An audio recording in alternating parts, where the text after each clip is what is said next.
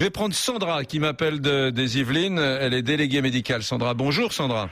Oui, bonjour Monsieur Bonnet. Alors vous n'êtes pas d'accord. Vous dites il faut que cette aide médicale d'État demeure et c'est bien qu'il n'y ait plus la franchise. Mais en fait, non, je dis pas vraiment ça. Moi, en fait, je réagis par rapport à l'attitude qu'on a à l'égard de ces clandestins. Alors moi, je vais planter le décor. Moi, je travaille sur les beaux quartiers parisiens.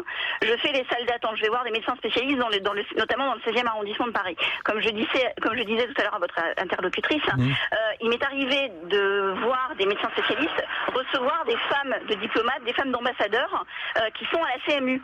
Et je trouve que là, on s'offusque pas de ça, par exemple. Ça nous coûte autant d'argent. Moi, je m'offusque. Ah, vous offusquez, oui, mais visiblement, les gens, non, ça les offusque pas. Je pense que les gens sont beaucoup plus offusqués par un statut, en l'occurrence un statut de clandestin, plutôt que ce genre de statut. Ça dérange personne de voir une femme, une épouse d'ambassadeur venir avec la CMU. Hein.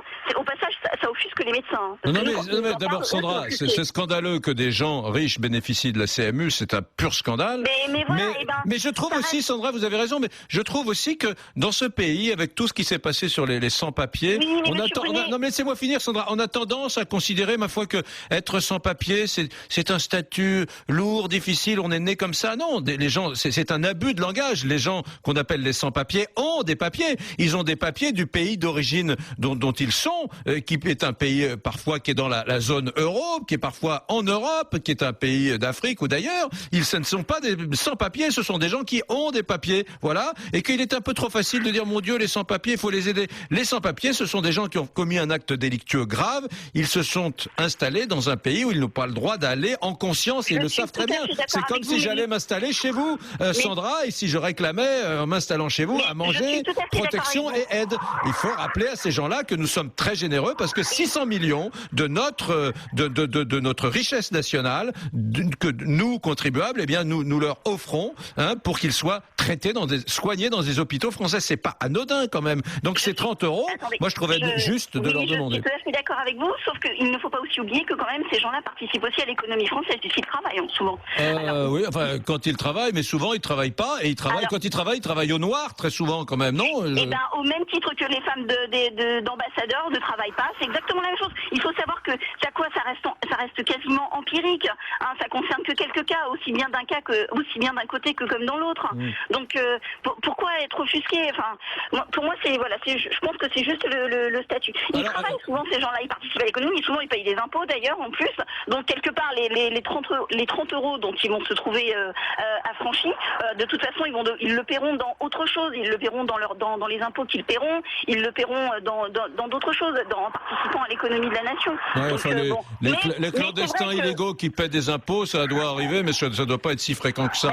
Écoutez un truc, restez avec moi, je voudrais vous faire écouter un son. C'était Michel Rocard, c'est très connu, c'était dans une émission 7 sur 7 à l'époque où qui présentait 7 sur 7, aidez-moi, j'ai un trou de mémoire, Anne Sinclair, pardon, voilà. C'était sur TF1 en 1989. Il était encore Premier ministre et il parlait de cette question de la gauche et de la générosité de la gauche à l'endroit des migrants. Écoutez. Nous ne pouvons pas héberger toute la misère du monde. La France doit rester ce qu'elle est, une terre d'asile politique. Nous sommes signataires de la Convention de Genève qui prévoit de donner accueil à tous ceux dont les libertés d'expression ou dont les opinions sont réprimées sur place, mais pas plus. Il faut savoir qu'en 1988, nous avons refoulé à nos frontières 66 000 personnes. 66 000 personnes, à quoi s'ajoute une dizaine de milliers d'expulsions depuis le territoire national. L'année 1988. Et je m'attends à ce qu'en 1989, l'année n'est pas finie, les chiffres soient un peu plus forts. Vous voyez, Sandra, c'est intéressant parce qu'il y a un moment, vous avez vu, c'était je suis entièrement d'accord avec vous. Quelques années, moi aussi. Mais à cette époque-là, on avait une gauche, paradoxalement, on avait quelques personnes à gauche qui étaient conscients de cette réalité, que les flux migratoires, ce sont des choses qu'il est urgent de gérer et avec vraiment beaucoup d'attention. Et là, maintenant, on a l'impression que c'est l'ouverture des vannes, quoi. Je sais pas. Mais cela dit, cet affranchissement de cette taxe, tous ceux qui bénéficient d'une aide médicale vont en profiter. Et aussi bien les gens qui ne devraient pas en profiter et qui en profitent que les clandestins. Donc il faut être offusqué par aussi bien des deux côtés, pas seulement d'un côté, pas seulement sous prétexte que ce sont des clandestins qu'on se trouve offusqués. Moi, c'est ça, c'est sur Oui, je comprends. cet aspect-là que je voulais insister. Vous pensez qu'il y a des gens qui abusent du système de protection sociale de la France, pas seulement du côté des clandestins, mais il y a également des gens qui sont fortunés. Vous pareil que des gens étrangers, des Français qui vivent à l'étranger viennent bénéficier de notre système de soins alors qu'ils ne cotisent pas puisqu'ils travaillent à l'étranger. C'est pareil. Voilà. Donc finalement, on s'y retrouve, que ce soit les clandestins. Au moins, les clandestins sont ici. Alors que les Français qui sont à l'étranger, qui cotisent pas et quand ils ont un problème de santé viennent se faire soigner, eux, là aussi, pareil, on dit rien. On dit rien, on trouve ça tout à fait normal. Non, moi, je suis désolée, moi, je trouve pas ça.